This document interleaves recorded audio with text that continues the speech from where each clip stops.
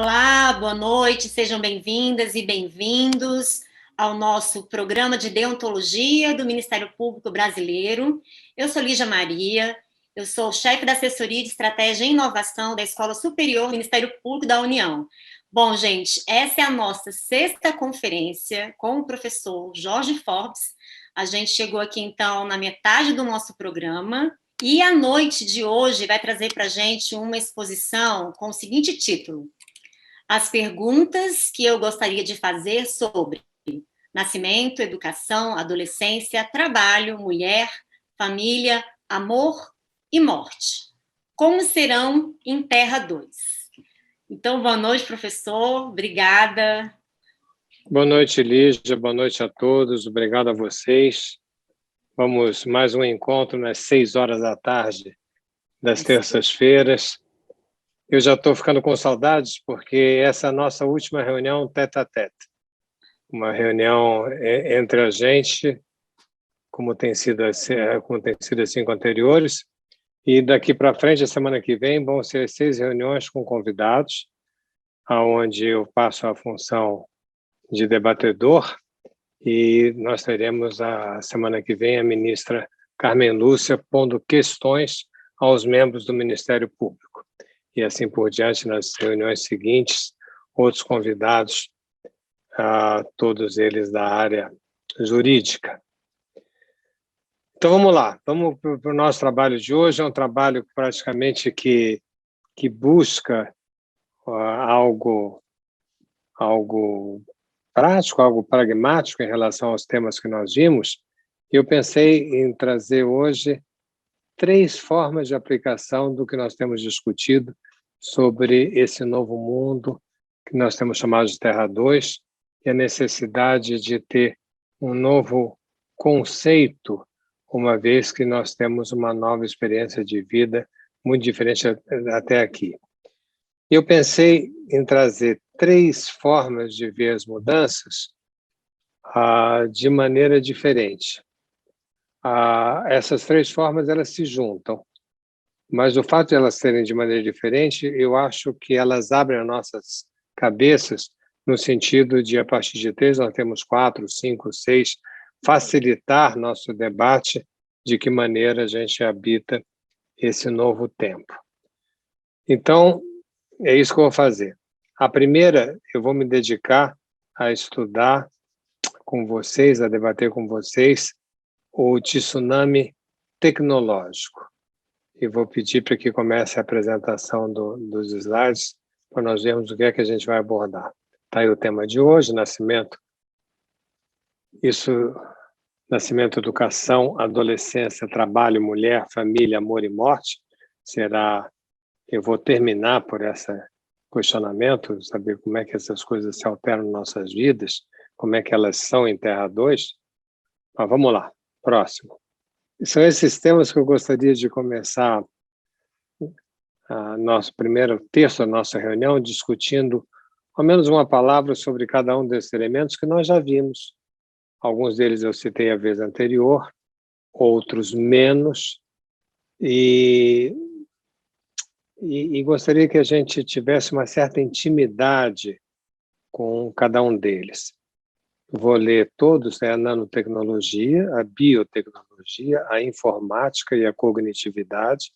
Se vocês se lembram, eu citei na vez anterior, na sigla que os americanos gostam de usar, que é NBIC, eles repetem muito essa sigla. Quem estiver interessado nessa matéria vai se deparar com essa forma de sintetizar a revolução atual. A essas 4 juntei hibridação homem-máquina, as impressoras 3D, os robôs e a célula-tronco. Sempre na perspectiva de a gente ver como o que a gente está vivendo hoje não tem nada a ver com o que a gente viveu até aqui, até 30 anos atrás. Vamos ao primeiro, a nanotecnologia, próximo slide. A nanotecnologia, queria comentar com vocês o nano. A gente repete muito a nanotecnologia, mas eu acho que a gente não se dá conta do que a gente está se referindo. Se eu perguntar para vocês qual é o tamanho do nano, Será que isso é claro para todo mundo? O que é um nano? Quanto mede um nano? Eu andei perguntando essa semana para algumas pessoas e nenhuma pessoa me respondeu qual era o tamanho do nano. E vamos, então, pensar sobre isso. A gente tem 1 metro, que a gente conhece, que é a medida oficial para nós. 1000 vezes menor que o metro, nós temos 1 milímetro. 1000 vezes menor que o milímetro, nós temos 1 micron. 1000 vezes menor que o micron, nós temos 1 nano. Para facilitar a conta, quero dizer que o nano é 1 bilhão de vezes menor que o metro. Então, imagine que um de nós queira fazer essa experiência, pega um pedaço de madeira, pega 1 metro, começa a cortar. Quando cortar em 1 bilhão de partículas, vai ter 1 nano na sua mão. Qual é a importância de nós sabermos operar nesse nível? Ora, nesse nível a gente opera coisas que a gente não tinha a menor ideia como atingir até pouco tempo. Nós ainda falamos, por exemplo, em medicina, que é da área onde eu venho, nós dividimos o corpo humano em sistema respiratório, sistema circulatório, sistema neurológico, né, o aparelho circulatório, aparelho deambulatório, são todos da época do metro. São coisas grandes, são coisas visíveis, são coisas palpáveis. Um braço, um antebraço, uma coxa, uma perna, um pé. Quando você começa a trabalhar no nível nanoscópio, no nível 1 bilhão de vezes menor que o metro, não tem mais sentido você fazer esse tipo de diferenciação entre os sistemas tal qual nós fazemos até hoje. A medicina, próximo, por favor, a medicina sofre uma verdadeira revolução na medida que ela opera no nível nanométrico através da biotecnologia. O que ela faz com a biotecnologia? Ela vai fazer, por exemplo, modificações dentro da célula cancerosa, acabando com o câncer.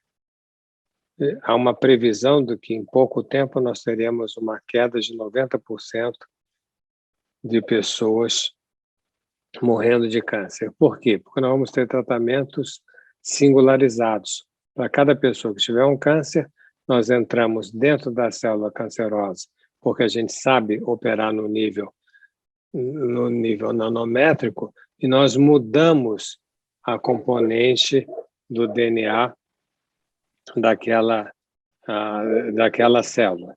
Uma medicina impensável até pouco tempo atrás. A mesma coisa a gente faz com os telômeros. Se descobre que nós nos envelhecemos porque a ponta dos nossos cromossomos começam a se desgastar.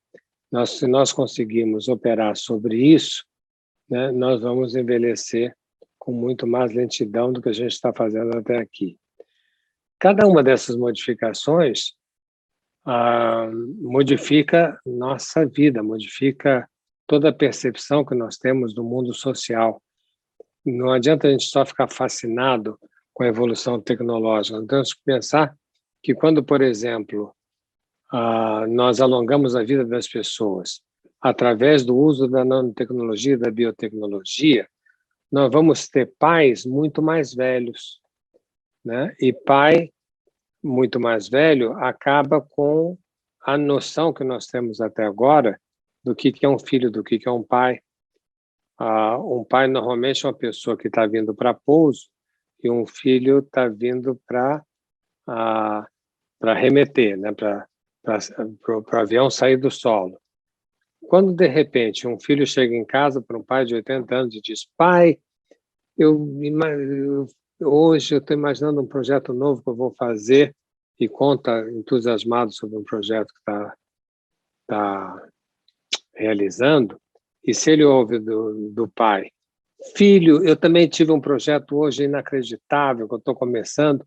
Esse tipo de conversa era impensável até pouco tempo atrás, porque um era provedor de atenção ao outro. O filho queria atenção e o pai dava a esse filho atenção, a sapiência, acolhimento, elementos da esfera da recepção e da velhice. Os velhos eram vistos dessa forma.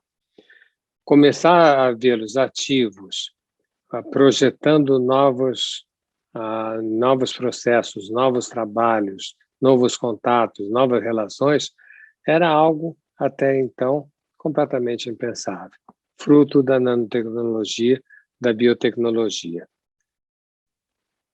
Isso no mundo humano. Agora, no mundo das coisas, próximo, por favor, nós temos a informática, que nada mais é que a internet das coisas. Eu comentei rapidamente a internet das coisas da vez anterior, e normalmente as pessoas pensam muito muito pequeno em relação ao que vai acontecer quando as coisas se falarem entre si. As pessoas estão preocupadas com a geladeira, se vai ter manteiga, se vai ter leite, como eu comentei terça-feira passada, mas tem coisas de muito maior incidência social. A internet das coisas é a internet que vai ser utilizada nos carros sem motorista. Então, os carros vão se conversar entre si, já se conversam em alguns locais que estão fazendo essa experiência, e o nível de problema, no caso dos carros e dos motoristas, cai muitíssimo, porque a máquina não vai estar bêbada, não vai fazer uma ultrapassagem arriscada, vai manter um equilíbrio na sua velocidade, não vai ter movimentos bruscos. Enfim, são uma série de elementos que vão modificar completamente a nossa rede social, do ponto de vista do trabalho, do ponto de vista dos empregos, do ponto de vista da participação social. Então, já temos 3: nanotecnologia, biotecnologia, informática, internet das coisas. Aí nós temos a cognitividade, para comentar o NBIC. A cognitividade nada mais é do que a inteligência artificial. Nós já falamos muito sobre ela, só quero lembrar que eu fiz uma diferença aqui que não é evidente para todo mundo, então me permito repetir um pouquinho. Na semana passada, eu diferenciei 3 posições frente à inteligência artificial, que eram os biodefensores, os pós-humanistas e os transhumanistas, dizendo que alguns pensam que um dia nós chegaremos à inteligência artificial forte, que quer dizer aquela que pensa a si mesma, mas que no momento nós temos a inteligência artificial fraca. Fraca não quer dizer que ela possa fazer pouca coisa. Fraca quer dizer que ela não consegue pensar a si mesma. Só isso que ela quer dizer. E as pessoas se diferenciam entendendo de forma diversa a maneira que isso vai evoluir. Mas nada poderia ser falado do que a gente está falando, né, se não fosse o aumento brutal da inteligência artificial nesses últimos tempos. Eu tinha os dados, não trouxe eles hoje aqui, mas a inteligência artificial desenvolveu em 80 anos muito mais do que o nosso cérebro desenvolveu em milhares de anos, em certas capacidades, que são as capacidades que a gente fica admirado de ver elas existirem. A partir desses quatro elementos que os americanos gostam de falar, eu acrescentaria, por favor, a hibridação homem-máquina. A hibridação homem-máquina não é novidade. Por exemplo, eu tenho uma hibridação do homem com a máquina, desde os meus 7 anos de idade eu uso óculos. Isso daqui é uma prótese, né? É uma prótese que quase se incorporou. Muitas vezes, quando as pessoas me veem sem óculos, chegam quase a se perguntar se eu sou eu, de tão hibridado que um óculos fica na cara de uma pessoa. Estou vendo o doutor Guilherme aqui, entre as poucas telas que estou vendo, também usa óculos, né? Também está híbrido, e também usa barba. Então, o óculos, como a Lígia também, então fica fazendo parte da cara da gente. E a gente não está se dando conta que isso, então, não é nenhuma novidade. Eu digo isso para aquelas pessoas que acham que há uma crítica na hibridação homem-máquina, como a gente estivesse criando um novo eugenismo, né? E como o eugenismo ficou muito ligado ao nazismo, há muita crítica na relação homem-máquina. Mas, por exemplo, quando você não está enxergando nada, porque você teve uma retinite pigmentar, e você consegue pôr um chip na sua cabeça e passar a enxergar, não enxergar como a gente enxerga, os que estão aqui com óculos ou sem óculos, a maioria enxerga com uma nitidez dita normal. Não importa, mas quando você consegue enxergar, você não vai achar ruim essa hibridação homem-máquina. Esse chip já existe, como já existe, por exemplo, o chip coclear para pôr no ouvido, e já vai ser implantado na nossa cabeça o chip da memória. E todo mundo vai dizer que máximo, eu não vou esquecer de mais nada. Não sei se é tão máximo, né? Porque na vida da gente, a gente quer esquecer de um monte de coisa. A gente quer esquecer daquele amor que não foi correspondido, a gente quer esquecer da briga que teve com um cara que hoje em dia você gostaria de não estar brigado, a gente quer esquecer as broncas que levou em algum momento da vida, a gente quer esquecer um acidente terrível. A gente não vai poder esquecer mais nada.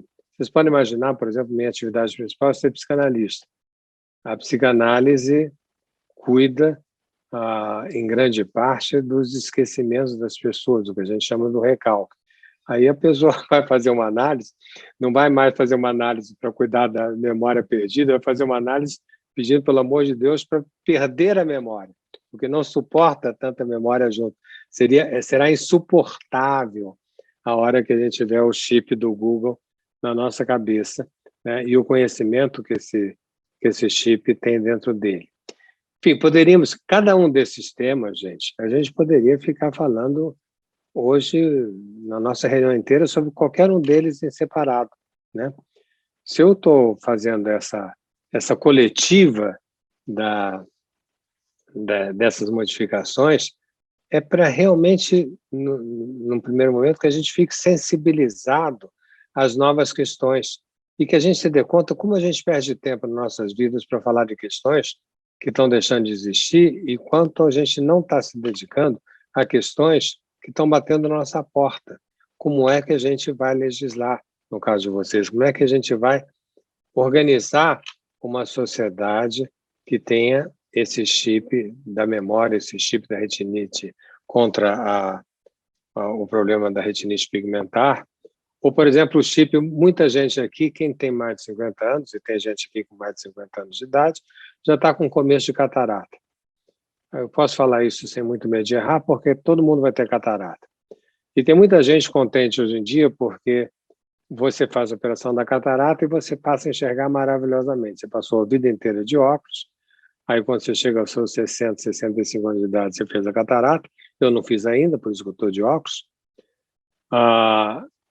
Agora, por enquanto, a catarata, nós só estamos restituindo a visão dita normal.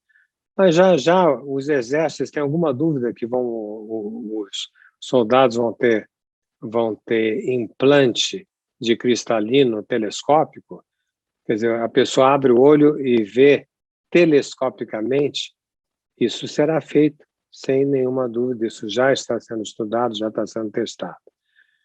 Mais uma diferença importante. Próxima, as impressoras 3D. As impressoras 3D fazem coisas, né? Quer dizer, fazem o que a gente quiser que faça, reproduz uma casa, se a gente quiser. E reproduz as arquiteturas dos nossos órgãos. Por exemplo, você faz em material não humano, você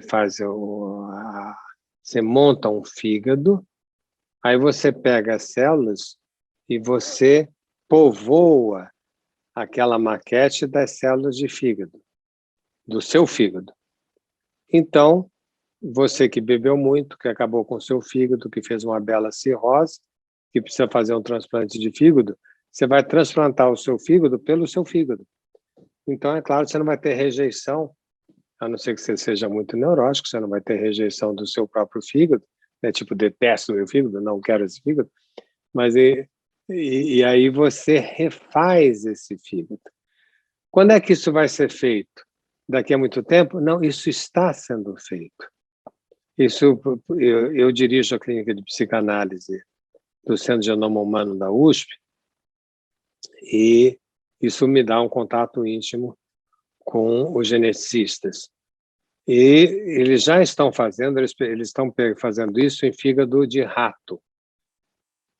Você tem duas maneiras de fazer, uma maneira é essa que eu acabei de falar, com a impressora 3D, e outra maneira é, através de você pega o fígado, você decompõe o fígado mesmo do rato, no caso, você põe numa espécie de ácido, você fica só com a estrutura dele, a mesma estrutura que o 3D te daria, e você povoa com células. Olha que coisa absolutamente fantástica, né? Próximo, robôs. Robôs é algo que nos fascina, porque faz parte da fantasia humana você ter um robô, você conviver com um robô. Os filmes exploram muito isso, Guerra nas Estrelas, por exemplo, tem robô. Você é amigo do robô, você tem medo do robô, ou você se serve do robô. O filme Ela, muitos aqui devem ter visto o filme Ela. É quando o homem se apaixona por uma mulher que nada mais é do que uma inteligência artificial. Nem robô é. Quer dizer, não busca restituir a imagem da mulher, né? Tem uma voz fantástica, tem uma forma de falar com o protagonista de uma maneira maravilhosa. Isso, ele só fica muito frustrado no dia que descobre que a inteligência artificial o está atraindo com mais ou menos 1.500.000 outros homens. Porque para a inteligência artificial não tem problema nenhum, né? Eu acho que deve ser o ideal do ego da mulher que gosta de trair. Quer dizer, a competência das mulheres aqui presentes, com todo respeito, se quiserem trair, vão conseguir trair 1, 2, 3, 4, mas 1.500.000 não vão. Não tem a menor condição de fazer esse tipo de alteração. E aí o cara fica muito triste e resolve voltar com a mulher dele de carne e osso, porque acha um pouco demais, né, ter chifres de 1.500.000 outros relacionamentos. E, finalmente, um oitavo elemento, que na minha listinha, as células-tronco. As células-tronco, vocês sabem o que são, mas não necessariamente todo mundo sabe o que são células-tronco. Tronco quer dizer que elas podem se transformar em qualquer coisa que a gente queira. Por isso, tronco, porque desse tronco você pode ter, né, surgimentos de coisas distintas. As células-tronco você tem de duas qualidades, as totipotenciais e as pluripotenciais. Há uma certa confusão nisso, então eu vou ser um pouquinho mais específico. As células totipotenciais ou totipotentes são células que vêm do embrião humano. E as pluripotentes são células que vêm de qualquer lugar, vêm da pele. Você pode pegar uma célula da sua pele e você tira a especificidade dela de ser célula de pele em laboratório e você desenvolve nova especialidade àquela célula. Então, eu posso pegar a célula da minha mão, transformar numa célula pluripotente e fazer com que ela se transforme em neurônio, em hepatocito, quer dizer, em célula do cérebro, em célula do fígado, em célula pancreática e assim por diante. Isso é mágico? Isso vai existir? Não, isso já existe. na Universidade de São Paulo, isso já é feito no Centro de Genoma Humano, que eu acabei de falar. Você já tem jardins de neurônios, jardins de hepatócitos, jardins de células pancreáticas e assim por diante.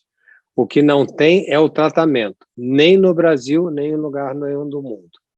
As pessoas vão dizer, já está existindo. Não.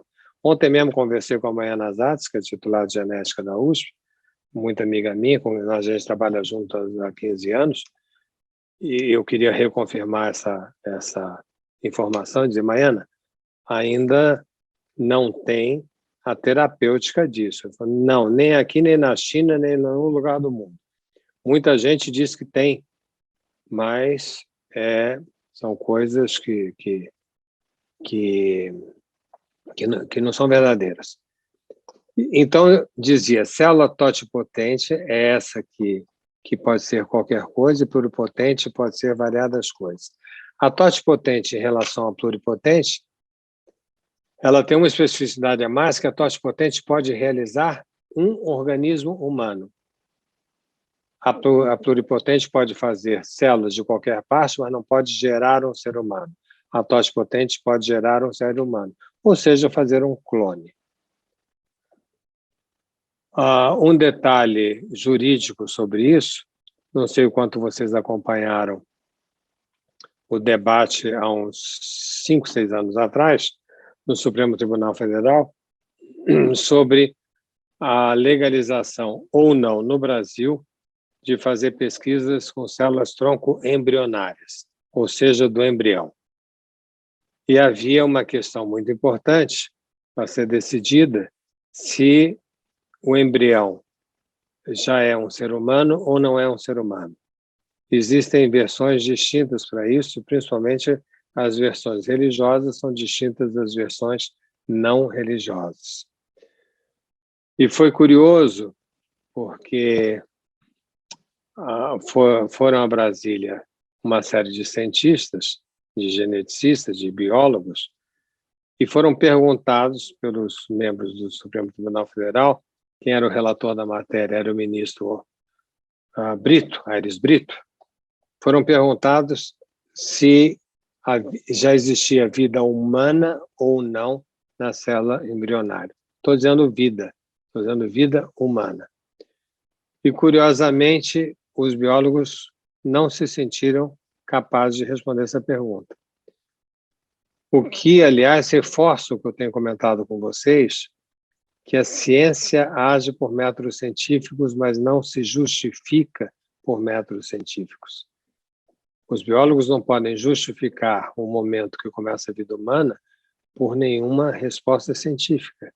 Não faz parte da biologia esse tipo de questionamento.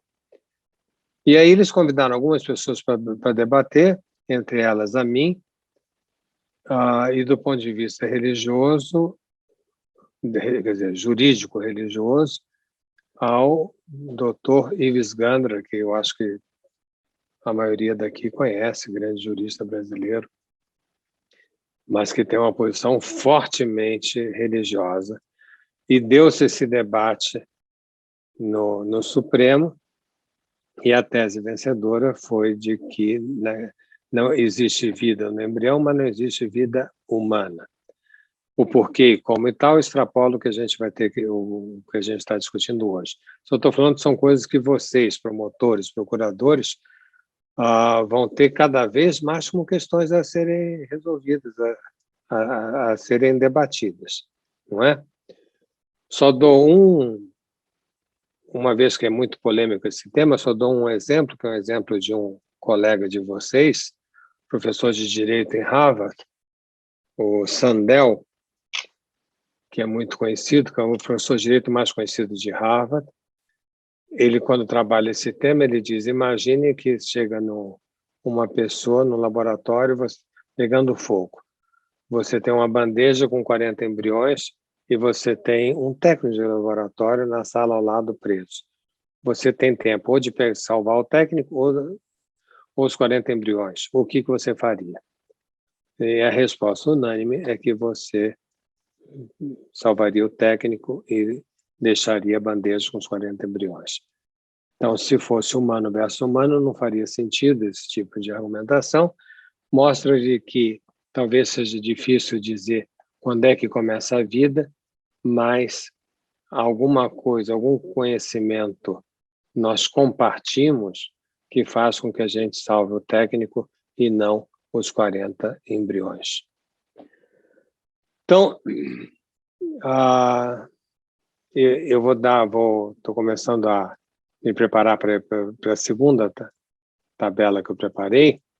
Me afastar. Essa daqui é mais provocativa de cada um de nós, espero que tenha sido, né? Como que a gente possa entender essas 8 grandes modificações, imensas modificações nesse novo mundo que a gente tem que aprender a lidar, e é uma das razões desse nosso curso, porque saber lidar com o mundo é um nome mais simples de dizer o que é ética.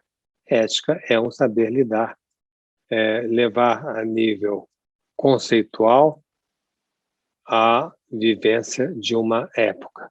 Adoraria ter dito isso, mas é baseado em Hegel. Vamos agora para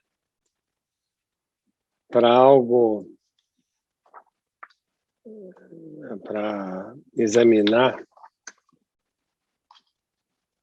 algo que pode tocar vocês diretamente, ao menos eu pensei no sentido de realçar um aspecto que um promotor, um procurador tem muito, que é liderança. E cheguei a comentar com vocês em momentos anteriores que eu prepararia um debate sobre como é que é um líder em Terra 1, como é que é um líder em Terra 2. Quando a gente se olha aqui nessa telinha, a gente vê uma série de sinais de Terra 1. Eu estou vestido Terra 1, por exemplo, né? Quer dizer, uma camisa, a gravata, o terno, a combinação, quer dizer, cores relativamente discretas, a gravata azul um pouco mais escura, vocês não estão vendo, mas tem aqui um desplante pequenininho com o desenho dessa gravata, é uma girafa, são girafas aqui. Isso já é uma pitada, vamos dizer, discreta, né? Que já não deveria ser admitido num ambiente protocolar, como normalmente é o ambiente jurídico. Então, a camisa tem uma cor única, o terno é cinza, com ranhuras. Quer dizer, ele é tão moderno quanto o terno do meu bisavô. Então, ele tem uma estrutura, né, de reafirmação, de seriedade, compostura, bem pensar, bem articular. O cabelo está relativamente arrumado, enfim. A barba está parada, a minha e a do doutor Guilherme. Então, tudo isso faz parte, né, de um certo imaginário que está sendo posto em dúvida. E eu pensei 16 características que não são exaustivas, poderiam ser 50. O único problema é que a gente não teria tempo de discutir 50. Então, vou propor, primeiro, a gente estudar certas características de Terra 1, e depois de ver, motivados pelos efeitos, pelos fenômenos que acabamos de ver, como é que isso fica em Terra 2. Vamos lá, liderança. Em Terra 1. Como é que é um líder em Terra 1? Como é que é um promotor em Terra 1? Como é que é um procurador em Terra 1? Em Terra 1, ele é vertical, tal como a sua organização. Sei que a organização de vocês não é tão vertical assim. Quer dizer, sei não. Você se lembra com um colega que, infelizmente, não, o nome dele não tá numa pasta aqui perto. Ele é de Recife, ele é originário de Minas Gerais, ele está em Recife. Ele comentava sobre um aspecto interessantíssimo de vocês, que é o fato de vocês terem uma autonomia funcional e uma unidade institucional. Isso não vai se esgotar, esse debate, nós vamos explorar muito, eu vou explorar muito esse tema no debate nas próximas reuniões. Mas aceitem que existe uma certa hierarquia. Se nesse momento, por exemplo, o PGR entrar na reunião, não sei se ele está aí com a câmera desligada, às vezes ele está, mas se ele entrar, tem uma certa compostura, então, existe uma certa hierarquia, uma certa forma de uma presença hierárquica e vertical, porque se vocês não são tão verticais assim, a magistratura é escandalosamente vertical, muito mais que vocês, né? O líder Terra 1 atribui notas. Vamos pensar na magistratura, aproveitando que Carmen Lúcia e o Toff... Bom, mas eles vão ouvir essa gravação, então... Eu esqueci desse ligeiro detalhe. Mas, então, a magistratura, que é profundamente radical, ela dá notas, né? O Supremo dá nota para o que vem logo abaixo, para o Tribunal de Justiça, o Tribunal de Justiça dá para tal instância, que dá para tal outra, enfim. A liderança Terra 1 atribui notas no domínio jurídico, por exemplo, e nas empresas também, né? O líder Terra 1 é alguém que atribui notas, que diz quanto a pessoa vai ganhar, bônus e coisas assim. O líder Terra 1, ele é alguém que tem o controle na sua mão e a direção. E ele se sente muito ameaçado quando ele não tem controle e não tem essa direção, que é algo que pode ocorrer no Ministério Público, onde a verticalidade não é tão forte como é na magistratura, e pode fazer com que as pessoas de mais tempo de carreira se perguntem por que não tem o controle e a direção sobre os de menos tempo de carreira. Mas isso são problemas que eu estou levantando para vocês e vocês vão me corrigir para saber se isso faz sentido para vocês ou não. Eu estou tentando ver se faz. O líder Terra 1 tem um status, né? O juiz do Supremo Tribunal Federal, ele tem carro, ele tem chofer, ele tem segurança e tal. O juiz de primeira instância, que eu saiba, não tem nada disso. Eu não sei se no Ministério Público existe essa diferença, quem tem carro, quem não tem carro, se tem mais status, se tem menos status. A doutora Daniela está me dizendo que tem também essa diferença. Curioso, porque não devia ter em algo que existe autonomia funcional. Aparentemente não devia ter. Eu me sinto um macaco um pouco numa loja de cerâmica, fazendo alguns comentários que vocês podem me dizer, você está batendo, sei lá, em louça errada. O líder Terra 1 se vale da razão ascética. Isso é algo que eu já mostrei em tabelas anteriores, o que é uma razão ascética. A razão ascética é aquela que tira a subjetividade. Então, é aquela que vai tentar dizer: eu estou fazendo essa denúncia, eu estou fazendo essa sentença, eu estou fazendo esse parecer, não porque eu ache isso, mas baseado nos autos, baseado na Constituição, baseado sei lá o quê, ou seja, eu tento esconder a minha subjetividade, fazer o que se chama em semiótica de camuflagem subjetivante, para fingir que existe uma razão que não tenha nenhum compromisso subjetivo. O líder Terra 1 é craque nisso, na asepsia, e já disse em momento também anterior que esse termo ascético é terrível, porque ele é aplicado para os humanos. Quem contamina a ação, quem contamina a denúncia. Agora mesmo, existe um juiz, que todos, como eu não sei quanto tempo isso vai ficar gravado, mas enfim, o Brasil passa por um momento de discussão se um juiz de uma grande ação chamada Lava Jato, se ele estava ou não com a sua subjetividade em jogo. E se o promotor dessa ação também, né, nessa mesma operação, se estava ou não comprometido subjetivamente. A resposta Terra 2 não é se razão ascética ou razão sensível, as razões sensíveis são diferentes entre si. Não é que qualquer razão sensível vale, elas são diferentes entre si. Mas não é razão sensível versus razão ascética, é razão sensível versus razão sensível. O líder Terra 1 privilegia as exatas, faz sentido, né? Falamos em status de razão ascética, privilegiar as exatas. O que é privilegiar as exatas? É tentar ter um pensamento matemático líquido e certo. Como se a matemática tivesse um pensamento líquido e certo. Se perguntar para qualquer lógico, eu me lembro de um dos maiores lógicos brasileiros, chamado Newton da Costa, com quem eu trabalhei durante os 10 anos, nas relações entre lógica e lógica para consistente e psicanálise.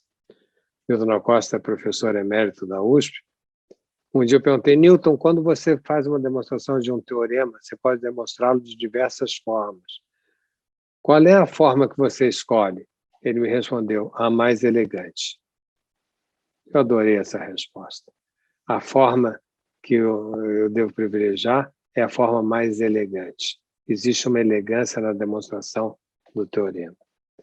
Bom, líder Terra 1 é sempre atento ao principal, né, porque ele é importante, ele foca só naquilo que está sendo discutido, jamais no que não está sendo discutido. Ele estimula a eficiência do mesmo. Vou um pouco mais rápido agora. O líder Terra 1, ele comunica, vai ficar mais fácil na hora que eu cotejar com o outro. Ele é um moralista, ou seja, ele determina a maneira que o outro deva se comportar. Ele se assegura nas verdades estabelecidas. Nas empresas, ele busca o lucro no mundo. Ele acredita que o cliente é rei. Ele é um cara precavido, ele avisa dos perigos. Ele patrocina a cultura e ele projeta o futuro. Não ficou muito claro, eu sei. Vai ficar mais claro quando eu cotejar. É que eu tô querendo andar um pouco mais depressa. Vamos para o cotejamento, por favor, na primeira. O líder Terra 1, que era vertical, passa a ser em Terra 2 alguém que compartilha. Ele passa a ser um líder horizontal. É quase difícil pensar aqui que é um líder horizontal. É aquele que, em vez de atribuir notas, por favor, o próximo. Ele atribui responsabilidades. É diferente atribuir notas, eu passo de um determinado padrão para saber se a pessoa correspondeu ou não àquilo que era esperado, ou se a pessoa surpreendeu ou não com aquilo que não era esperado. Ele fez aquilo de uma forma singular para melhor ou para pior.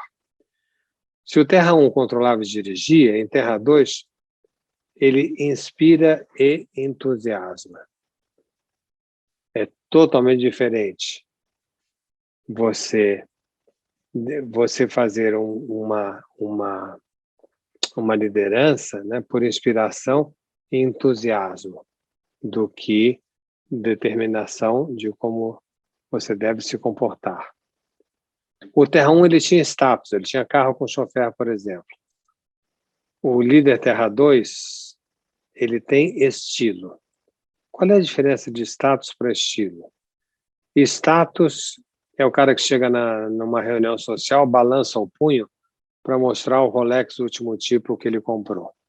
Ele quer ser admirado pela compra, pelo poder econômico, por aquilo que é importante para todo mundo. Estilo é a pessoa que, na sua vestimenta, na sua maneira de falar, na sua maneira de se lidar com os outros, tem sempre algo de peculiar que faz com que você diga essa pessoa tem estilo. Tem uma maneira singular na sua expressão, na sua vida, nas coisas que tem, nos filhos, nos amores. É algo que é alguém que exibe uma singularidade não para épater bourgeois, não para fazer um contraste. Não, porque ele faz o exercício de uma diferença. E esse líder, então, que compartilha, que atribui responsabilidade, que inspira, que tem estilo, ele não se vale da razão ascética, ele se vale da razão sensível. O líder Terra 2 é alguém que se vale na razão sensível. Ele sabe que ele pode ser incompreendido. Quem age na razão sensível quem age na razão sensível sempre será incompreendido. Por que será incompreendido? Porque a razão sensível, ela se baseia na sensibilidade de cada um e não numa determinação de todos. O Terra 1 privilegiava as exatas, o Terra 2 privilegia, evidentemente, as humanidades. Por quê?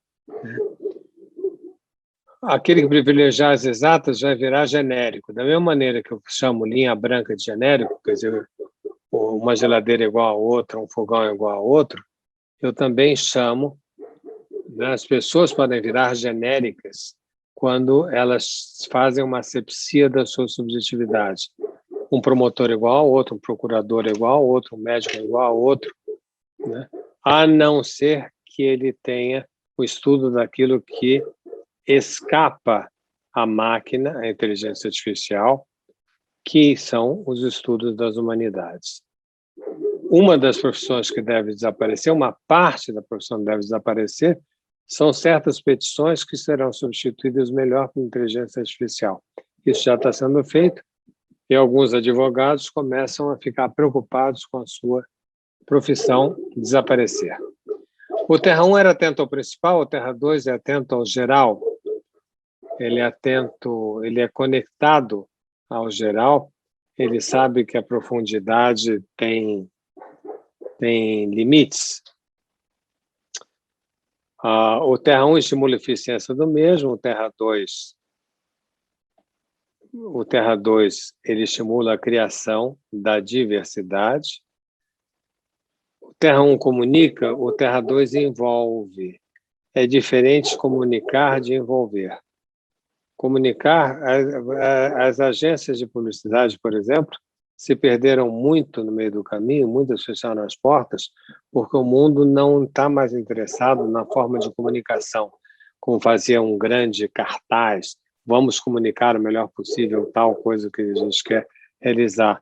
Isso não tem tanta importância hoje quanto no envolvimento. As redes sociais são avessas a comunicações de muitos status e perfeições e são muito mais receptivas ao envolvimento. Da mesma forma, nós caminhamos de um mundo moralista para um mundo ético, onde é muito mais importante saber se a pessoa se responsabiliza pelas suas escolhas subjetivas do que se ele se adequa a uma moral dada. E as verdades, que nós já debatemos, dizendo que as verdades são muito questionáveis, porque nada mais são... A próxima, por favor. Nada mais são do que construtos lógicos. O líder Terra 2, ele convive com as ambiguidades. Eu já trabalhei muito esse aspecto, falei inclusive com o ministro Toffoli, disse para mim que para ele foi importante esse aspecto de conviver com as ambiguidades, porque num primeiro momento ele queria presidir o Supremo Tribunal Federal, acabando com as ambiguidades. Pensou que isso deveria, se não houvesse um consenso único, isso seria um entrave. E, de repente, descobriu que era exatamente o oposto. A próxima característica que não interessa diretamente a nós aqui, é a busca do lucro no mundo, é a questão empresarial. Próximo, por favor. Mas já as empresas também sabem que o lucro tem que vir da construção do mundo. As empresas que buscam lucro por si mesmas estão fadadas a deixar de existir.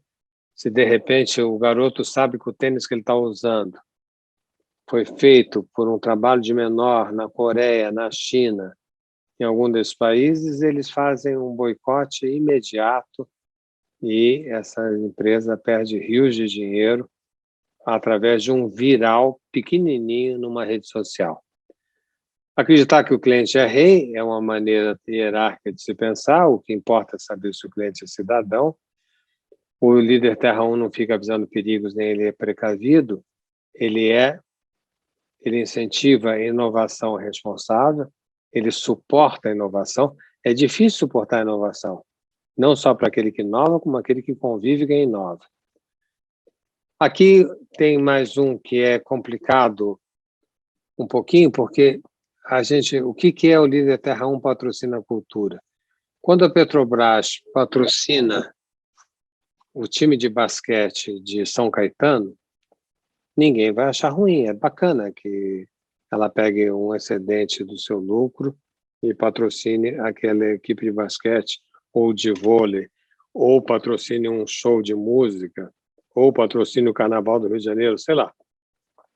Mas é totalmente diferente quando uma empresa fica patrocinando a cultura, que ela tenta limpar, vamos dizer, a sua face mercantil, dizendo, mas eu sou boa porque eu patrocino a cultura, para uma empresa que em si gera cultura, é um editor de cultura.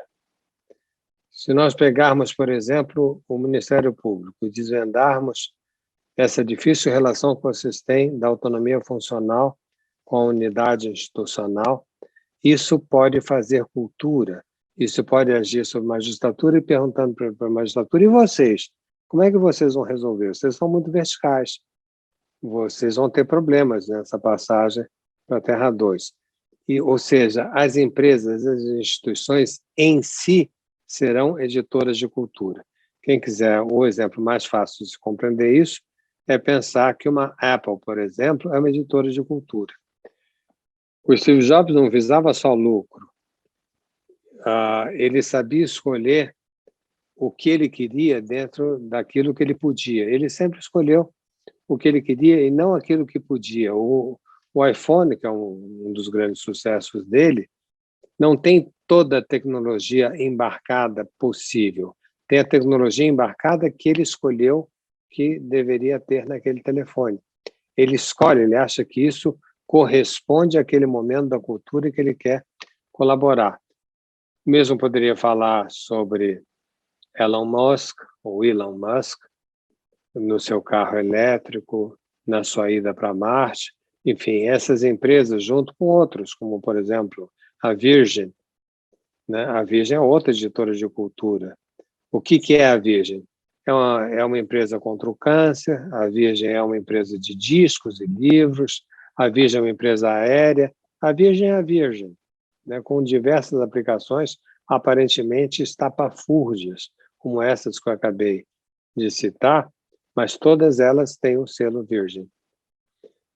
E o Líder Terra 1, ele projetava o futuro, ele dizia como é que o futuro ia ser, e o Líder Terra 2, que é o próximo, ele inventa o futuro. Não, o futuro não se projeta, se inventa. Agora eu perguntaria para vocês, né? Como é que cada um se vê dentro disso? O próximo está... Nós temos mais um slide que tem as duas qualidades juntas? Vamos para o próximo slide, deixa eu ver uma coisa. Não temos. Então volta aqui. Eu tinha feito um slide, seria legal ter um slide agora com ficasse mais evidente o Terra 1 e Terra 2. São 16 características, eu convido a cada um a fazer exercício de saber, de uma forma muito Terra 1, que nota se daria. Quer dizer, quais são as suas principais dificuldades? Mas isso é possível? Mas essa qualidade aqui, ela entra em Terra 2, mas se eu fizer isso no Ministério Público, o Ministério Público deixa de ser Ministério Público. Em que medida certas mudanças quebram a identidade da própria instituição que está buscando a mudança? Esse é o grande pânico das pessoas, né? Em que medida certas alterações põem em risco a própria instituição, no caso do Ministério Público, a gente está falando do Ministério Público, então vou me referir a ele, né? Em que medida isso põe em risco a própria instituição. Nas empresas é muito engraçado, quer dizer, eu tenho contato com uma certa frequência, discuto os sistemas com grandes empresários, e não por acaso, mas é porque as grandes empresas tomaram para si responsabilidades que antes eram responsabilidades de Estado.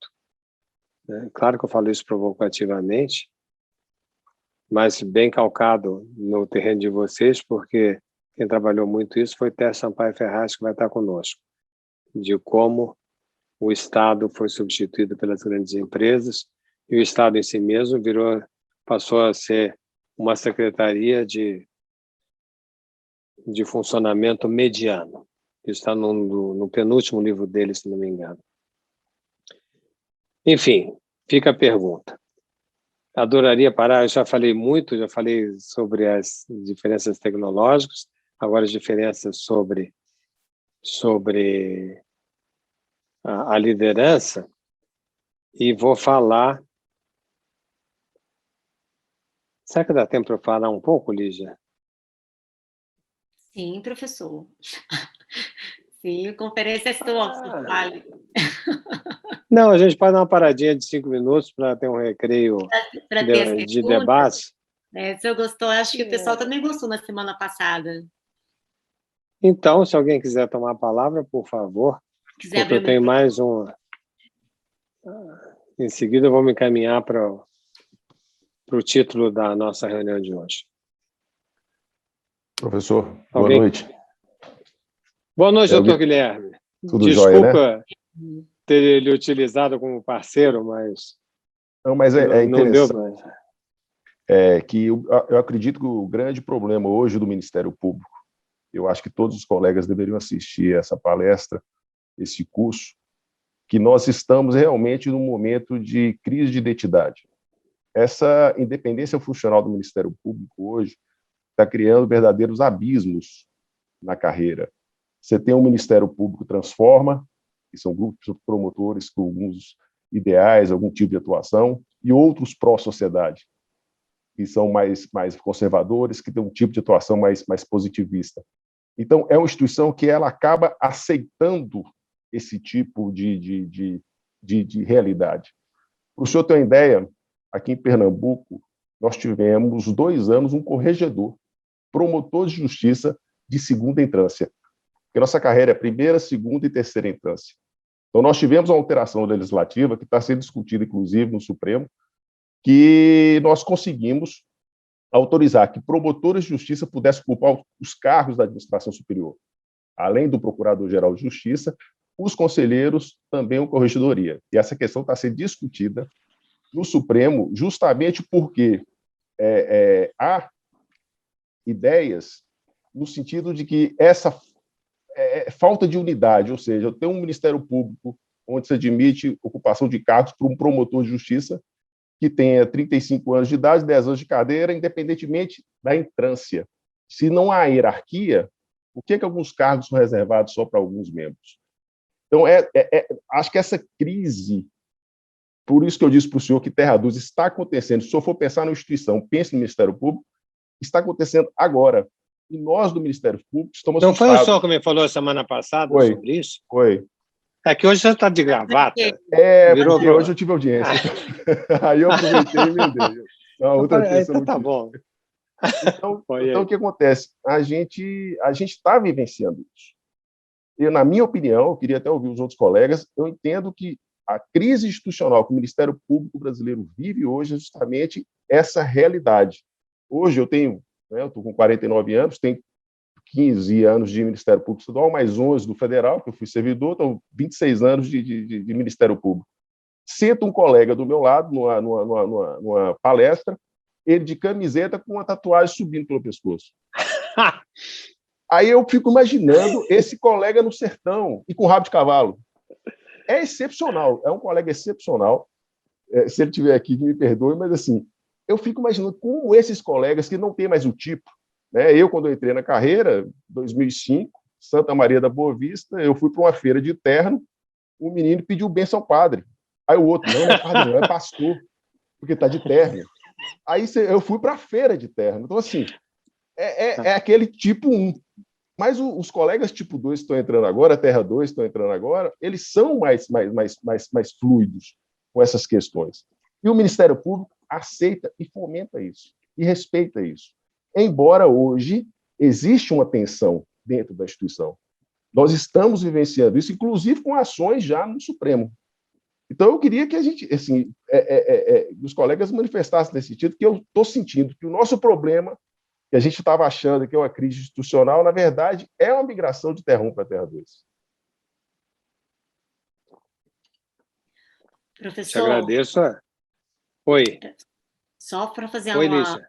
só para fazer uma fala, para dizer que o doutor Guilherme fez colocações sensacionais, que tem reações aqui no chat, e a doutora Daniela Cita escreveu assim, ó, a crise está sobre como conciliar a independência funcional, que permite a expressão da singularidade sem camuflagens subjetivas, com a unidade da instituição no sentido da coerência interna, né? Porque o doutor Guilherme mencionou essa... Ele não falou em conflito, mas tem essa, digamos, essa necessidade de conciliar a unidade e a independência, né? Que foi uma coisa que ficou no começo da sua fala. Genial essa cinza, doutor Daniela, não, doutor Guilherme? Eu adorei, quer dizer, para mim, sou macaco nessa loja de louças, como eu falei agora há pouco, faz total sentido e me dá muito... Eu quero me aprofundar nisso. Eu falei com o promotor Carlos Vinícius ontem, ele me deu uma bibliografia. Como nós temos ainda algumas reuniões, eu vou tentar levantar isso. Vou falar também com o Nelson Jobim, com quem eu tenho bastante contato, porque ele estava em 88, quando isso foi pensado, e foi um dos redatores, para poder entender mais e queria ouvir mais vocês, porque me parece que aí é um ponto nevrálgico. Concordo totalmente com o doutor Guilherme, há uma crise de identidade, a identidade no mundo horizontal não se faz mais pelas verticalidades, nem... Adorei esse exemplo do promotor, do padre... O Graçato é um menininho, não é padre não, é pastor, tá de terno. Aí eu falei, E isso vai tender a ocorrer cada vez mais. E a cinza da doutora Daniela é ótima, a meu ver. Alguém mais vai querer entrar nessa conversa? Aqui no site ainda tem comentários sobre a independência funcional, né? Bom, a doutora Sandra colocou assim, ó, além da independência funcional, o fato de elegermos o nosso próprio chefe leva também a uma maior horizontalidade da instituição. Essa foi uma observação que ela fez, né? E a doutora Daniela fez mais um comentário no seguinte sentido: o conflito entre a independência funcional e a unidade ficou muito evidente durante a pandemia. No mesmo município, aconteceu de o MPF, o MPE e o MPT recomendarem medidas diferentes às autoridades sanitárias. Essa é uma excelente observação, né? Bom, o senhor quer que eu... Tem mais outros dois, se o senhor quiser, eu posso ler aqui para o senhor. Eu acho que é interessante para todos nós, para ter a temperatura sim, das questões. Está super quente. Aí, Ana Cláudia fala, isso é engraçado porque fiz o concurso na época que era comum escutar. 2 pontos. Se fizer tatuagem, esconde. Se tem orelha furada e é homem, tampa também. Bem interessante, né? Que é um comentário no sentido do que o doutor Guilherme falou ontem. Agora, desculpa. Aí o doutor Henrique escreveu assim: bom comentário, Guilherme. Entrei no MPMG em 2005 e vivi situações hilárias como a sua, mas pelo lado oposto, já que me vejo como contrária a toda formalidade. Então, provavelmente, aqui o doutor Henrique era o colega de rabo de cavalo, né, doutor Henrique? Talvez seja isso. Né? Nem tanto, mas bem mais informado. Mas é diferente, né? Até por, na época, ter 22 anos, nossa, era muito estranho. E vim de uma geração diferente, e estudar outras coisas, ter outra formação universitária, diferente do direito. Vivi situações bem diferentes do doutor Guilherme. Legal.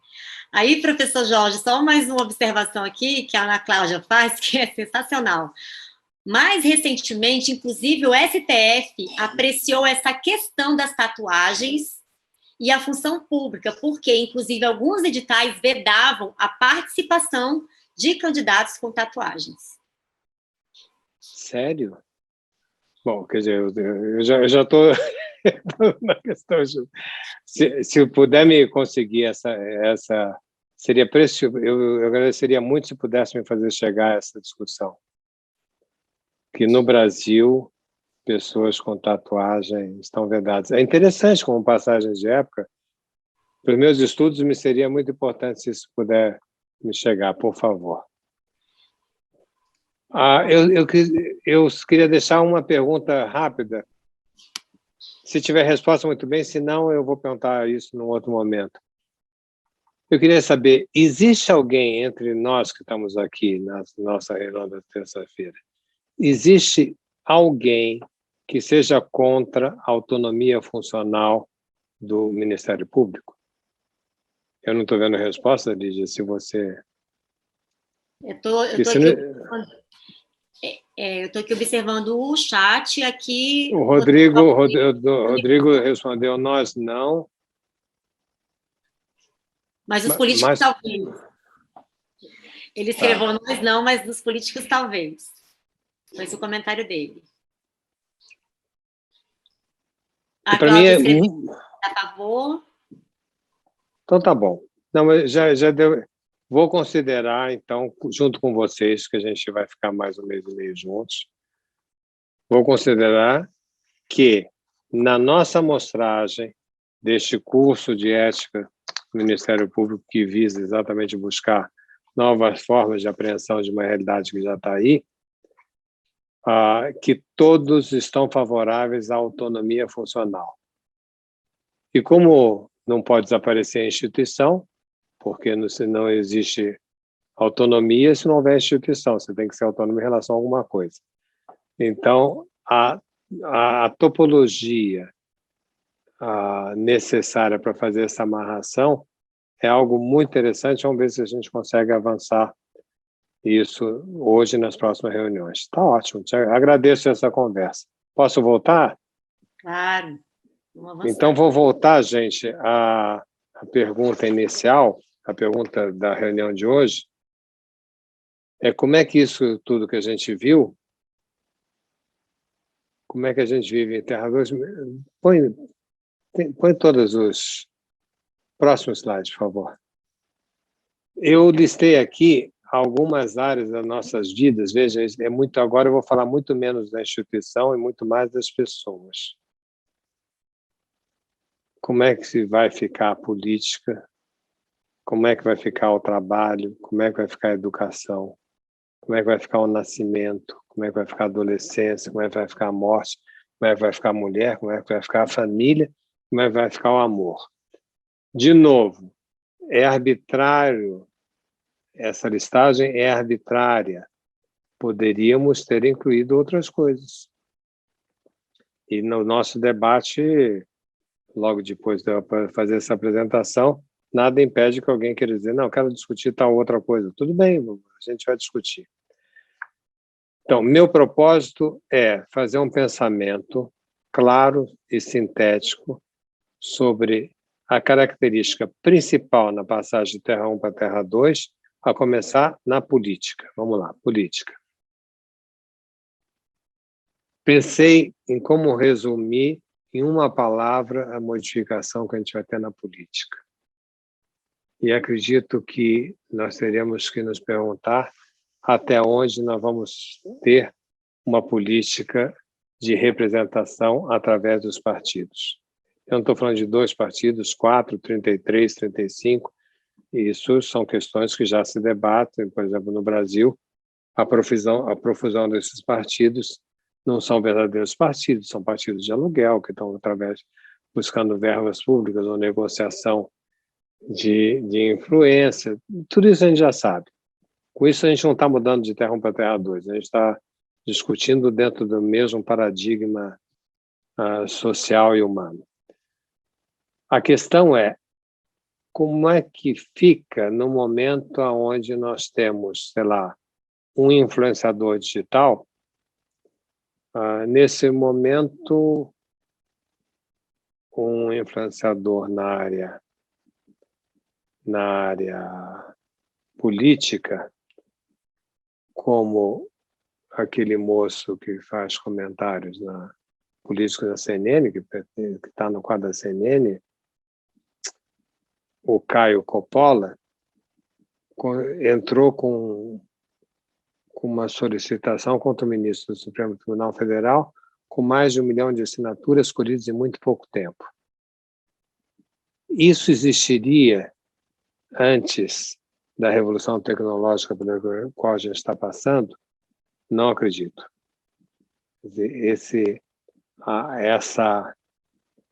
Essa participação das pessoas, além da representatividade partidária e uma ação direta, é para ser pensada. Alguns tentam pensar isso em alguns locais do mundo. O presidente Fernando Henrique Cardoso, mas muito mais o sociólogo Fernando Henrique Cardoso, num livro chamado A Soma e o Resto, muito pouco conhecido, esse livro. É um livro pequenininho, que tem um debate interessante sobre a relação do mundo digital com o mundo partidário. E ele chega à mesma conclusão que nós chegamos por outros caminhos, que a política não será mais realizada nos partidos tal como nós conhecemos. Então, fica se discutindo ainda a aliança do PSDB com sei lá qual outro, contra esse, contra aquele, que ocupam uma cena de um mundo que está em franca transformação. Então, nesse momento, existem pessoas ainda agindo politicamente em Terra 1 e moços que são influenciadores digitais importantes agindo de uma maneira completamente diversa dessa. Então, fica a pergunta, e os partidos, como é que ficam no mundo Terra 2? Curiosamente, só para concluir essa primeira discussão, Simone Weil discutiu isso na década de 40, escrevendo um livrinho que eu recomendo, Pelo Fim dos Partidos Políticos. Isso antes da Revolução Tecnológica, né? E foi tema de discussão na França, principalmente, em 40 e 50. E agora me parece que ela... Desculpa, eu vou ter que levantar um segundo para abrir uma porta, que tem um cachorro querendo entrar no meu estúdio. É uma coisa inacreditável. Ele está fazendo um barulhão aqui.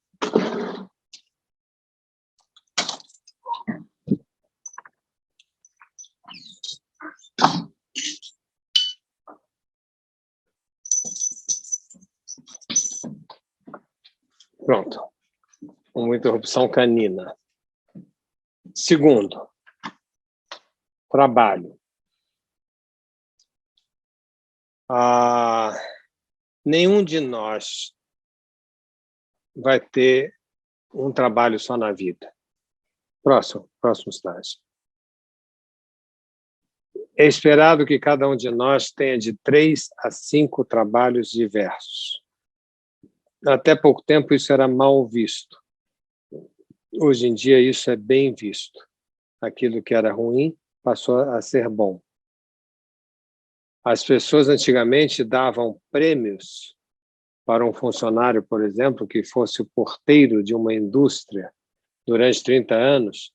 30 anos depois chamava a indústria e dizia assim, hoje nós vamos aposentar o seu Manuel, que durante 30 anos foi o nosso fiel abridor de portões. Como se isso fosse um valor positivo, isso era visto um valor positivo. E o seu Manuel se orgulhava de estar, estou aqui há 30 anos nessa portaria. Quer dizer, não só o seu Manuel vai ter uma outra cabeça hoje em dia, como se uma empresa mantiver um funcionário 30 anos no mesmo posto, vai ser muito mal visto, é uma péssima governança para os tempos atuais, que pede a modificação. Não é exatamente plano de carreira também, porque isso também já era uma coisa antiga, né? Mas pede a possibilidade dessa variação. E todos nós teremos vários trabalhos. Todos. Dificilmente teremos um só. Educação. Próximo.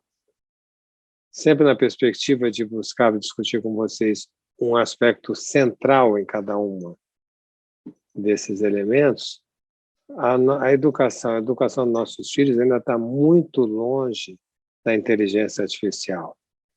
Nós estamos vendo crescer o deserto de relação da interface homem-máquina, porque o que os colégios mais moderninhos estão fazendo, principalmente de orientação americana, que começam a chegar ao Brasil, que cobram 13, 14 mil para um menino de 12 anos de idade estudar, eles acham que eles são modernos porque têm computadores, ora raios. Quer dizer, não é, a inteligência artificial não tem nada a ver com ter computador ou não ter computador. Tem a ver com as possibilidades do que faz essa inteligência, de que maneira a gente faz uma contrapartida com ela. E não é Terra 2 porque eu tenho a última máquina, porque eu tenho a última caneta, o último laser, o último sei lá o quê. Terra 2 é uma mudança de mentalidade, é uma mudança de paradigma civilizatório. Isso não se muda uma civilização porque eu tenho um computador de última geração. É muito ruim, a educação é muito preocupante, a nulidade, eu acho que é o nome que tem que ser empregado, é quase criminoso, a meu ver, como as escolas não estão acompanhando a modificação da inteligência artificial. Nascimento.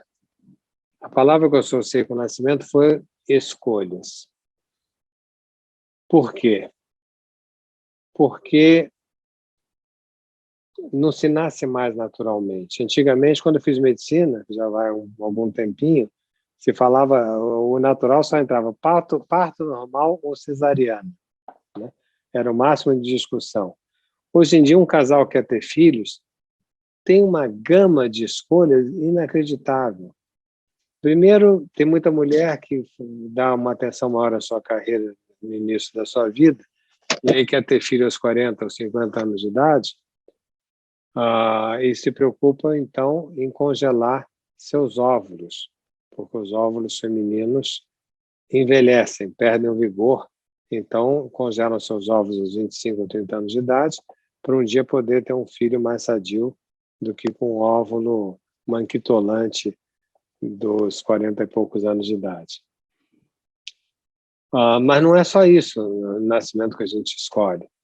Eu fiz um programa, um dos meus programas Terra 2, que eu recomendaria vocês verem, que foi sobre a manipulação genética de um casal de cegos. Um casal de cegos pegou um embrião bom, que tinham concebido, e transformou o embrião bom no embrião cego. E a filha que nasce descobre, quando tinha 20 anos de idade, que era cega porque o pai modificou o seu embrião. Vocês podem imaginar que isso deu um certo problema. Isso é ficção, isso foi eu que inventei. Esse programa é um dos programas da Terra 2, da primeira série, Maria Fernanda Cândido comigo. Mas eu inventei em cima de um fato verdadeiro.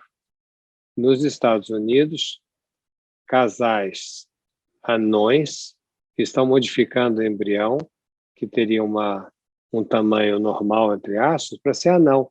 E ganharam. Né? Ou não sei quem, não sei se foram os promotores, não sei quem, qual é a instância que decide isso, mas a instância jurídica que decide isso deu ganho de causa para o casal anão. A mesma coisa para um casal de surdos. Um casal de surdos geraram um embrião normal e o embrião foi modificado para ser surdo, porque alegava o casal de surdo que se o filho ouvisse, teria uma sensibilidade diferente daquele que não ouve. O casal anão, uma das razões que foram importantes na discussão foi que a mãe anã dizia para o juiz ou para o promotor, não sei, dizia, mas se não for anão, a partir dos 4 anos de idade, é ele que vai me carregar no colo, não eu que vou carregá-lo no colo. E isso foi um dos argumentos que pesou no sentido das escolhas do nascimento. Próximo. Adolescência, a palavra que eu associo à adolescência é 50 anos. Doutor Guilherme, o senhor acabou de dizer que tem quase 50 anos de idade. É um quase idoso. Quero lhe dizer que o adolescente de hoje não tem mais 15 anos ou 20 anos. O adolescente de hoje tem 50 anos. O adolescente cinquentão é mais comum que o adolescente 18, não sei como falar isso. Quando eu comecei o meu trabalho psiquiatra e psicanalista, a adolescência era uma fase do surgimento dos impulsos, das características sexuais secundárias, né, do derrame no corpo humano, no caso do homem, da testosterona, enfim, da ebulição dos hormônios, dos caracteres sexuais secundários, que levava a pessoa a viver uma turbulência na sua vida, estar perdido, de querer experimentar as mais diversas coisas, de ser rebelde, de fazer coisas de adolescente, como a gente fala até hoje. Isso existe ainda? Existe. Não com a mesma intensidade que já existiu. Por quê? Porque o mundo Terra 2, em si, é um mundo em movimento o tempo inteiro, que faz com que o adolescente não choque mais tanto quanto um dia já chocou.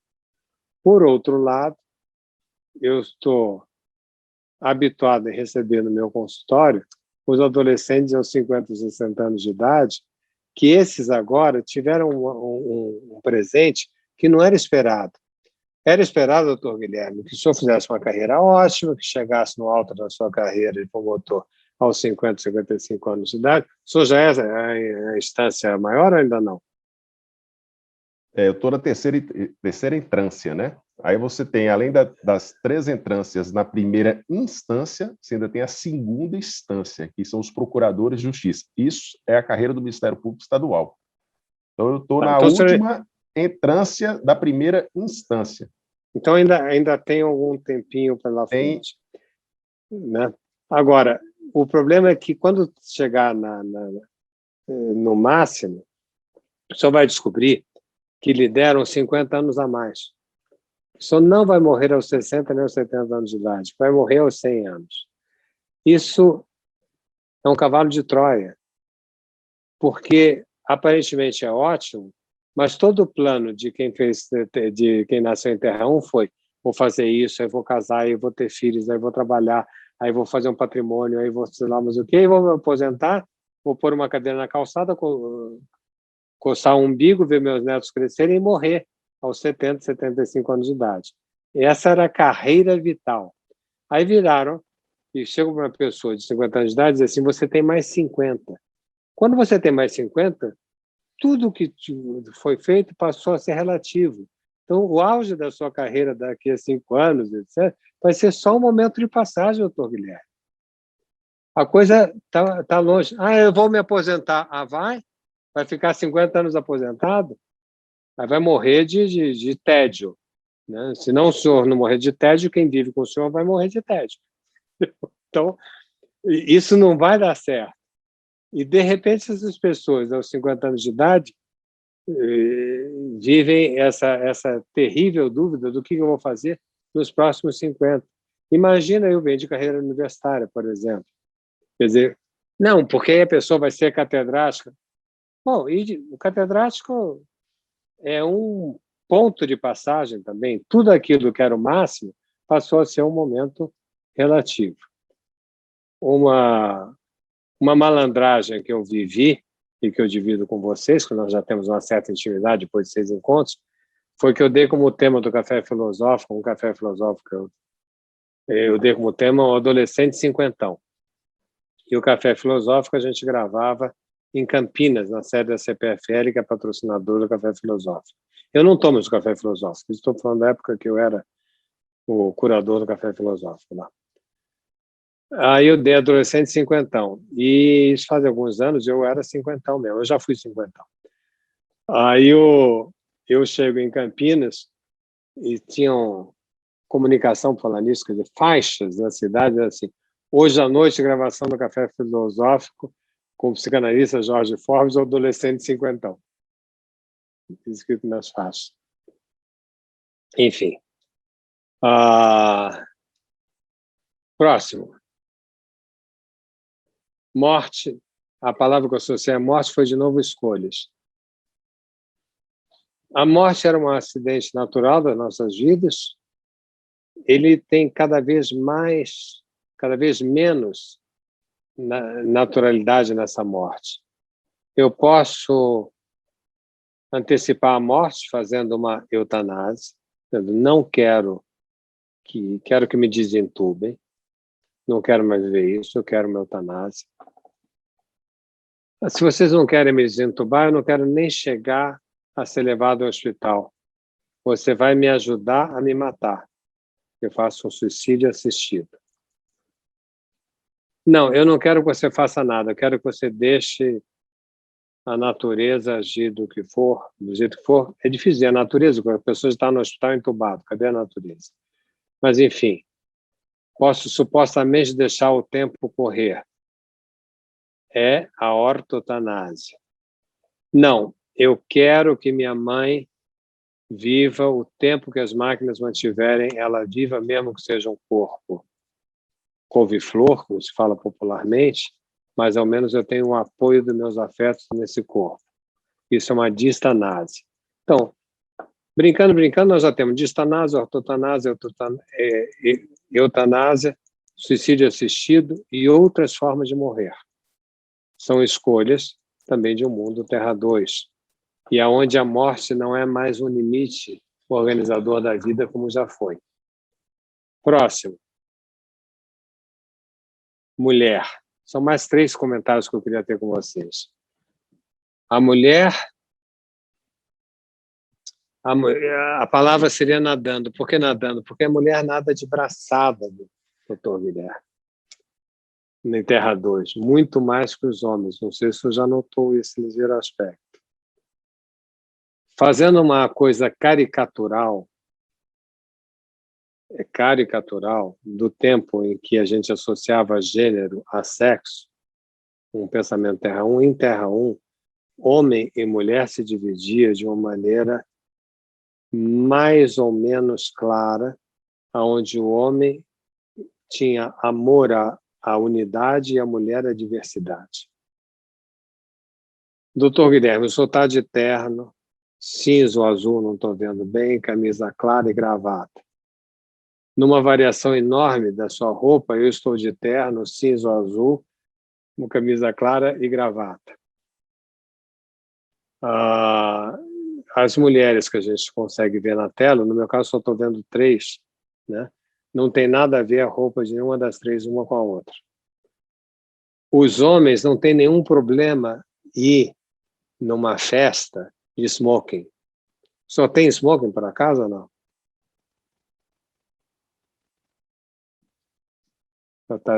Não tem smoking. Aluga o smoking, né? É mais fácil. Eu também, eu não tenho smoking também. Devia ter, né? Sou de família inglesa, Forbes, todo Forbes devia ter um smoking, mas eu não tenho smoking, é uma degeneração. Ou então, aluga-se o smoking. Que bom que a festa tem smoking, porque eu vou lá, alugo o smoking, vou para a festa, devolvo o smoking e tchau, né? Não teve problema nenhum. Já uma mulher, para ela é um pânico encontrar uma roupa igual. Para nós é ótimo, todo mundo vai de pinguim, e para as mulheres é um verdadeiro horror. Quer dizer, nós amamos a Ordem Unida.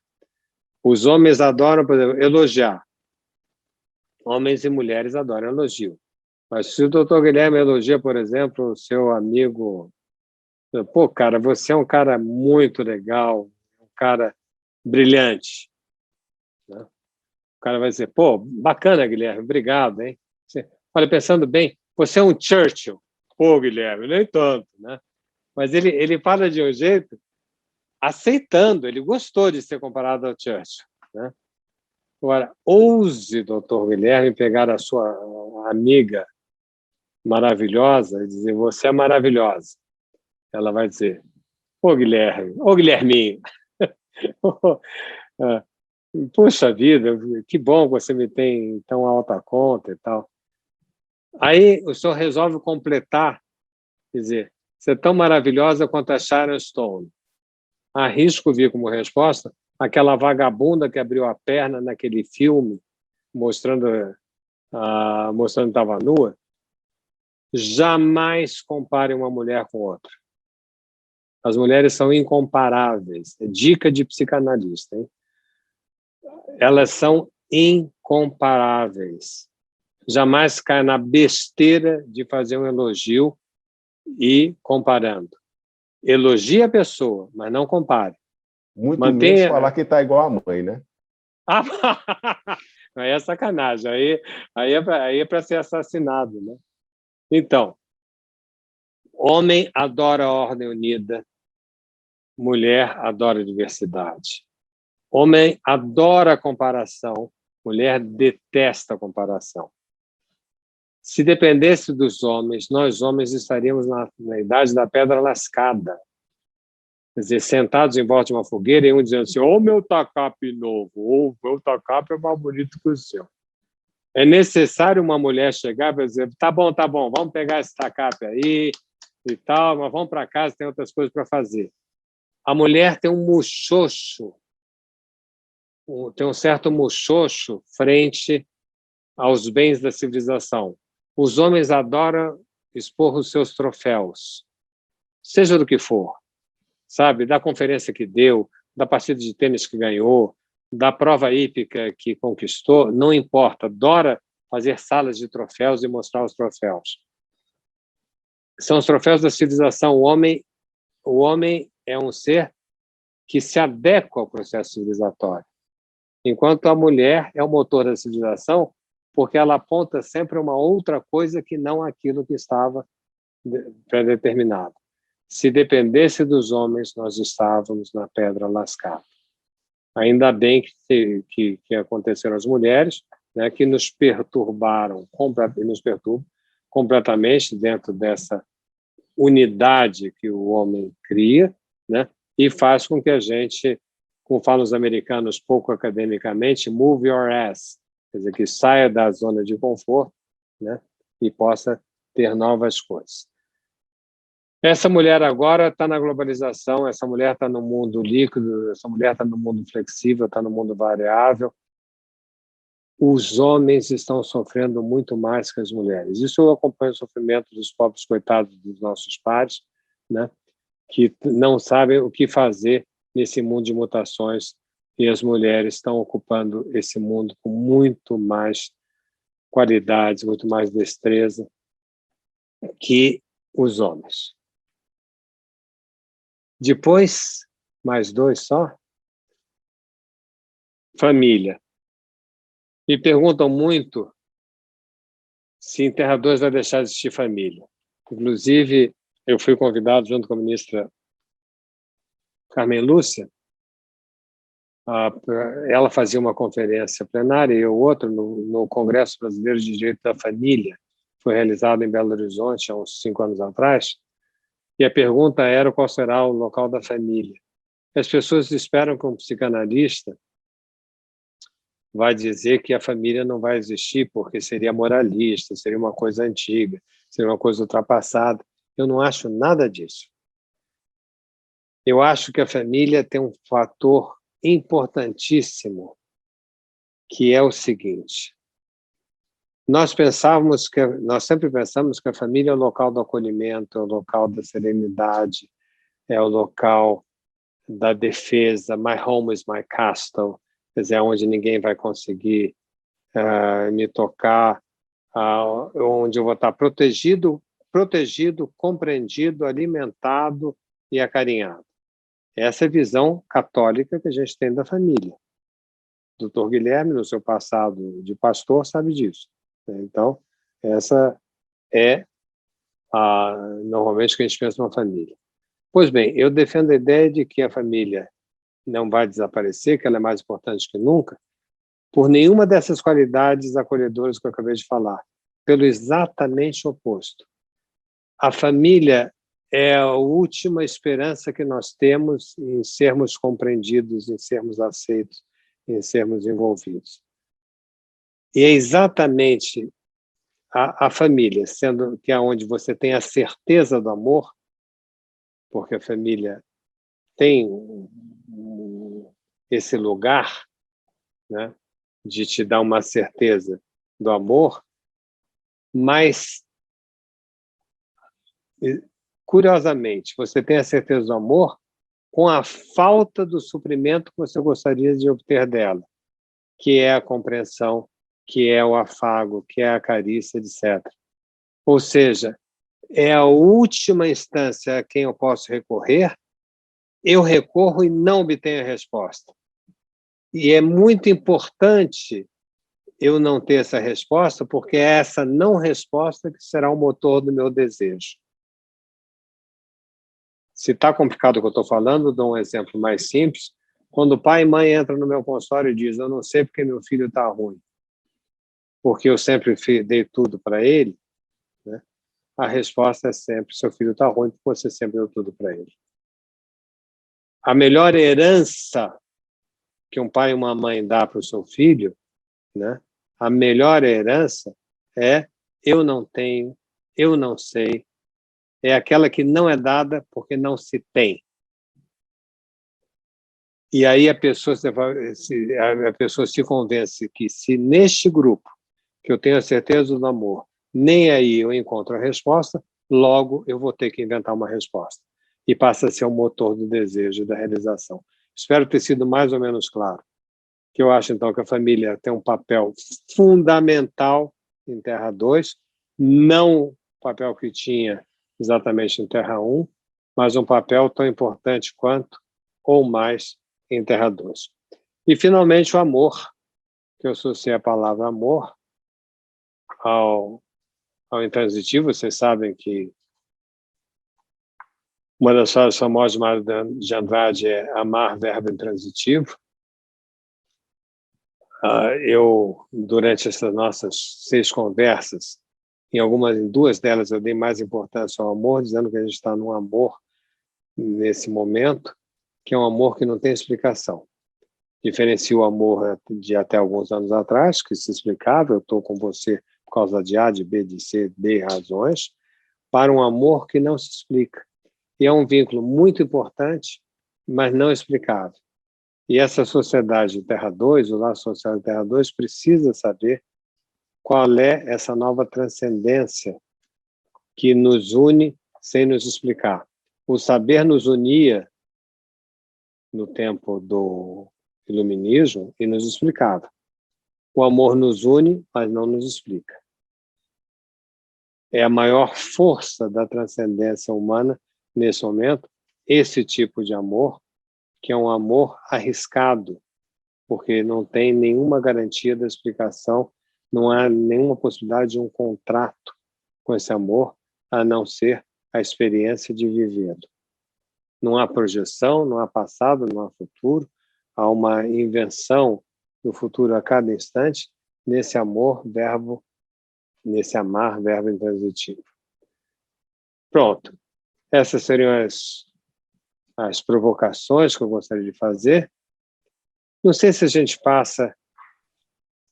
Eu tinha pedido para passarem... Não, tem mais 6 minutos. Não vão passar, não. Outro dia talvez eu passe. Esse é um teaser. Um vídeo? É um vídeo de 1 minuto sobre o programa Terra 2. Vamos passar. Vamos passar? Então tá. Então preste atenção, por favor. Isso daí é um teaser rapidinho que foi feito quando a gente lançou na TV Cultura, o programa Terra 2, com o objetivo mesmo que a gente está fazendo aqui, trazer essas preocupações para que a gente possa discutir e fazer mais doce essa terra, para muitos assustadora. Vamos lá? É 1 minuto e poucos segundos. Põe mais alto, por favor. Mais alto, por favor. A Terra passa pela maior revolução dos últimos 2.500 anos. Fomos de um planeta ao outro sem nos darmos conta. E, no entanto, hoje já vivemos em Terra 2. Geograficamente, Terra 1 é igual a Terra 2. Seus habitantes muito parecidos, mas é só uma ilusão. A escola perdeu o bonde da história. O novo amor é a nova transcendência humanista. O trabalho e a vida se confundem. As profissões se multiplicam no mesmo indivíduo. A expectativa de vida aumenta, enquanto não existe entretenimento sem cultura. Mas Terra 2 já não nos ameaça. É a chance da humanidade se reinventar em novas formas de viver e se relacionar. Terra 2 é também um novo programa que eu, Maria Fernanda Cândido, Que eu, Jorge Forbes, psicanalista, e a TV Cultura vamos trazer até você. prepare-se para habitar Terra 2.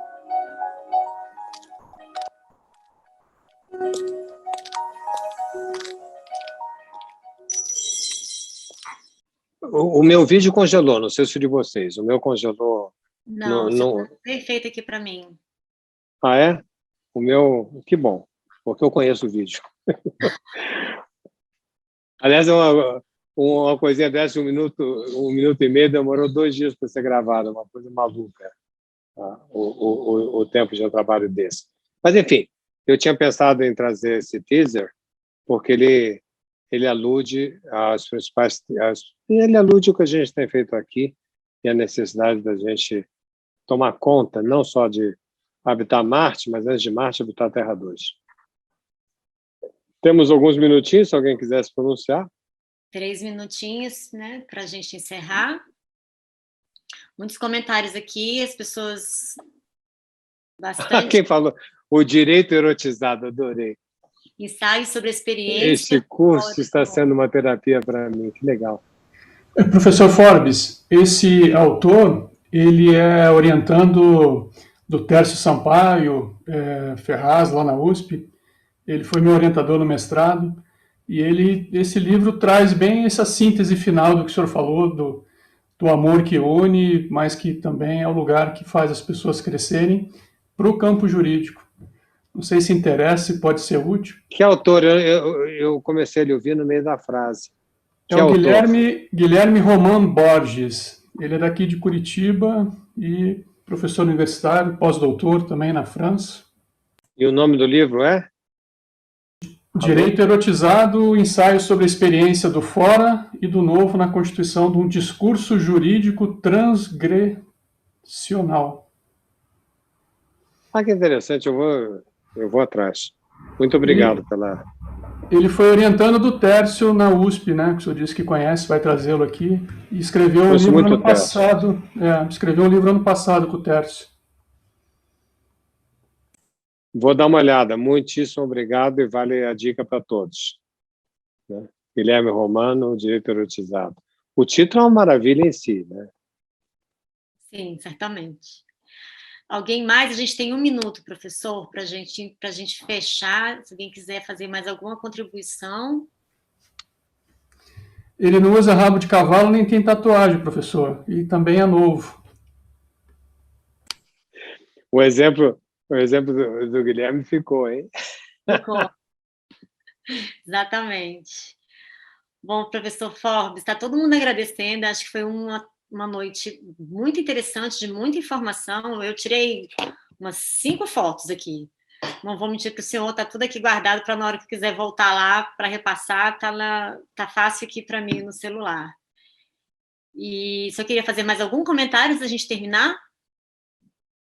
Não, que eu adorei, estou com saudade já, porque agora a gente vai mudar o estilo, vai ser mais um debate com nossos convidados. Espero que seja... Vai ser ótimo, vai ser ultra criativo, mas enfim, a gente ganha uma intimidade.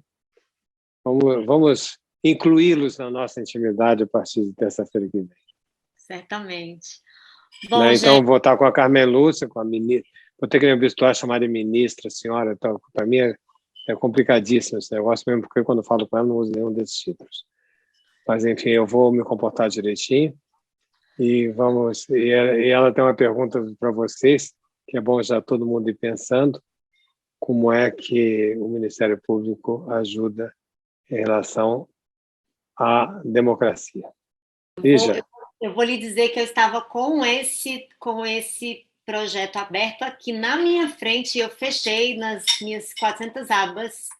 Renato, você tem isso aí fácil para a gente... Não, tudo bem. É porque estava realmente fechado aqui, estava aberto, mas eu fechei, professor. Mas era uma pergunta sobre a democracia e a gente pode colocar para reflexão depois do grupo. É isso. Bom, muito obrigado por tudo. Feliz Páscoa, a gente se vê terça-feira. Até semana que vem, gente. Foi um prazer. Bom descanso para vocês. Até a próxima semana. Um abraço.